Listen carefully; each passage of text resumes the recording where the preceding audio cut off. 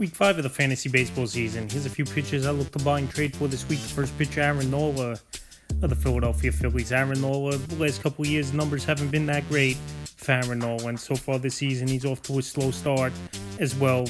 Is Aaron Nola, 26 and 2/3, 1-2 record, 29 Ks, 5.06 ERA, 1.46 WHIP, and 2 quality starts. The last season, obviously a short year, was for him only 94 and a third, 5-10 record, a 6.01 ERA. And so far this season, it really hasn't been much better for Aaron Nola in the early going. But I think Nola still has good stuff.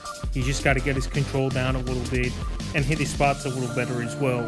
Is Aaron Nola. The last few games for him: April 8th at San Francisco, 6 innings, got the loss, 5 hits, 3 runs, a walk, 3 Ks, a quality start. April 14th versus the Cubs, 5 innings, no decision, 8 hits, 3 runs, 2 walks, 5 Ks. And April 20th, once again at the Cubs, 4 1/3 in that one, got the loss, 6 hits, 5 runs, 4 walks, 5 Ks. So the last 2 games, 6 walks. It's been for Aaron Nola. It don't help as well, I think, that he versed the Chicago Cubs in back-to-back outings is Aaron Nola. And right now, he's a guy you could get definitely on a discount. Like I said, last season he had an ERA over a 6. So far this season, an ERA over a 5. And this Philly team, they're not playing great baseball, and obviously in a tough division with the Atlanta Braves that could hit the baseball. I know the Mets are struggling, but I think their hitting will get a little bit better. Obviously, Juan Soto returning, and also the Nationals with James Wood and CJ Abrams really hitting the ball so far this season. They could put some runs on the board. So obviously, Nola's going to have some bad outings here and there, but I don't think he's going to be this bad this season. And Philly, they're just off to a slow start. So with all those factors, even though he's struggling and he hasn't looked the same over the last couple seasons, like the type A stuff he had, he's definitely a buy low pitcher this week. Next pitcher, Garrett Crochet of the Boston Red Sox. So Crochet, very bad start for him so far, and he was the first early second round pick in fantasy leagues. So far in the year, 24 innings, 2-3 record, 30 Ks, a 7.88 ERA, a 1.63 WHIP, and 2 quality starts. His control's been an issue. Maybe he's fatigued out, where last season he really pushed it to the limit. 205 and a third innings he pitched with 255 Ks. That's a lot of wear and tear on the arm for Garrett Crochet. And obviously he wasn't really much of a full-time starter except for a little bit with the White Sox before the Red Sox acquired him. And like I said, he might have pushed it too hard last season. And the last 2 outings, he's been batting practice. April 7th versus the Brewers, 6 1/3, got the win. 5 hits, 2 runs, 2 walks, 7 Ks, a quality start. April 13th in Minnesota, lit up in that one, 1 2/3, got the loss. 9 hits, 10 runs, 3 walks in that ball game. And April 19th versus Detroit, they hit him pretty well. 5 innings, got the loss. 7 hits, 5 runs, 2 walks, 8 Ks. So definitely, it's been a problem the last 2 outings here for Garrett Crochet, but I think he can get it right April 24th at Baltimore. And I'm not saying he's totally blew his arm out, wherever the case may be with Garrett Crochet, but maybe he's a little fatigued from last season coming off a huge workload, like I said, innings-wise, and a lot of strikeouts on that arm. But if he could get right, it's at Baltimore. I still believe fantasy owners got to pay a decent price to get him on their roster as Garrett Crochet. But like I said, coming off of 2 bad outings and an ERA that's ballooned all the way up on the season for Garrett Crochet so far, almost at an 8. He's definitely a player I would buy this week, because if he could get it right and even close to what he was doing last season, you know you're getting a top-line starter in fantasy baseball. Next pitcher, another ace, Logan Webb of the San Francisco Giants. Logan Webb, his ERA's high, but he's still leading innings early on in the season. And he's another guy, I think he'll turn things around. 30 innings on the year, 2-2 record, 27 Ks, 5.40 ERA, 1.40 WHIP, and 2 quality starts for Logan Webb early in the season. So Logan Webb, the last couple seasons, a lot of strikeouts, a lot of innings he's pitched for the San Francisco Giant team. And we know as well this is a pitcher's ballpark over there in San Francisco. The last few games, April 5th versus the Mets, 7 innings, no decision, 7 hits, a run, a walk, 3 Ks, a quality start. April 7th with the O's, 6 innings, got the loss, 5 hits, 4 runs, 3 walks, 6 Ks. And April 17th at the Nats, 6 innings, got the win, 7 hits, 4 runs, 2 walks, 6 Ks. So like I said, he's still going deep into games, is Logan Webb. His walk rate really ain't that alarming. 5 walks the last 2 outings for Logan Webb, and he's still, like I said, 6 or 7 innings. So I know his next outing is Thursday versus the Dodgers, obviously the best team in the league and an all-star lineup, no doubt about it, for Logan Webb. And if he comes off that outing with that ERA balloons even over a 6, he's someone you could even buy lower. But like I said, the innings are still there for him. The K rate still decent, even though it's down a little bit the last few games here for Logan Webb.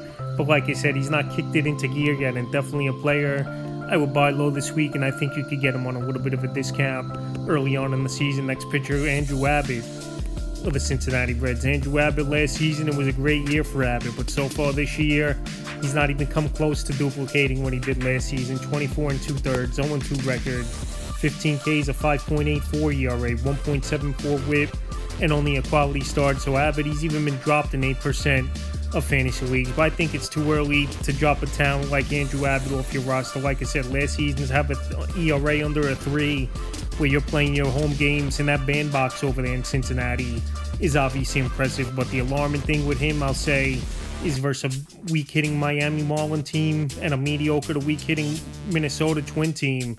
The last 2 out of 3 outings, he hasn't looked good at all. April 7th in Miami, 5 1/3 in that one.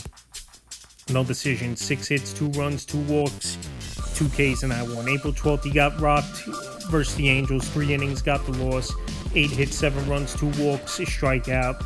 And April 18th at the Twins, 4 2/3, he only lasted 6 hits, 3 runs, 3 walks, 3 Ks. So like I said, his control's definitely been an issue so far in the early going. Location's been an issue, and maybe last season was a little bit fluky for Andrew Abbott, but he was a highly touted prospect over the last couple seasons coming out of the Cincinnati bullpen. I know they're pitching a bandbox, like I said, over there in Cincinnati, but I think Abbott, he could turn things around, and he's got a good matchup on paper coming up Friday the 24th versus the Detroit Tigers. So right now, while Abbott's coming off a ball game in Minnesota where he couldn't get out of the 5th inning in that one and gave up 3 runs and 6 hits, I think he's a perfect buy low pitcher this week. Like I said, we saw the talent last season going deep into games, unhittable stuff at times, an ERA under 3. And right now, I think the league adjusted to him a little bit, and also playing in a hitter's ballpark will catch up a little bit, and your numbers will inflate as well. So with all those factors, he's definitely a pitcher I would buy low this week. Final pitcher, Freddie Peralta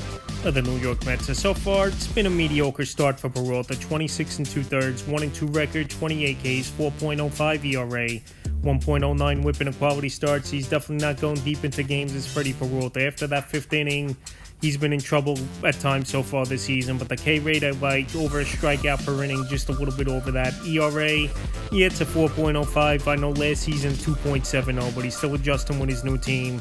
And I believe this New York Met offense, they're going to start getting going, especially with Juan Soto returning to the lineup in tomorrow's ball game. So with those factors, I think the Mets will get him more run support with Soto returning. He really hasn't pitched that bad, even though his numbers haven't played well, and he's not going deep into games so far as Freddie Peralta. But the one thing with him is his track record, even going back last season where he logged 176 in the 3rd, he wasn't going more than 6 innings. So he's just not a guy that's going to go deep into games. But the other stats, I think, are going to fall in line the last few outings. April 7th versus Arizona, 4 2/3, no decision. 3 hits, 3 runs, 3 walks, 5 Ks. April 12th versus the A's, 6 innings, tough luck loser in that one. 4 hits, a run, 3 walks, 6 Ks, a quality start. And April 18th at the Cubs, 5 2/3, got the loss in that one. Couldn't get past that last out to get 6 innings, 3 hits, 3 runs, 2 walks, 3 Ks. K rate, like I said, has been decent, even though the last couple games it's dropped off a little bit for Freddie Peralta. But he's got ace-type stuff. He's got a good matchup coming up Friday versus the Rockies. And like I said, this Met offense, they're not going to score 1.5, 2 runs per game the whole season, where I think they could get things going, especially with Juan Soto returning to the lineup. So I know right now, like I said, the Mets have lost 11 in a row going into tonight's ball game, but Freddie Peralta, he's a pitcher that's still going to give you innings. He's on a contract season as well, if it's going to be an extension with the Mets or sign somewhere else in free agency. So with all those factors, and like I said, if he just gets run support, which I think he'll get more with Soto returning to the lineup, and a team can't be this historically bad with obviously a lot of good major league hitters in this offense. They just can't get it together. I think that'll help Freddie Peralta and his fantasy value. And right now, well, his numbers haven't been great, and the Mets haven't been good at all. One of the worst teams in the league. Definitely a buy low pitcher this week. So that's a few pitchers I look to buy and trade for Week 5 of the fantasy baseball season.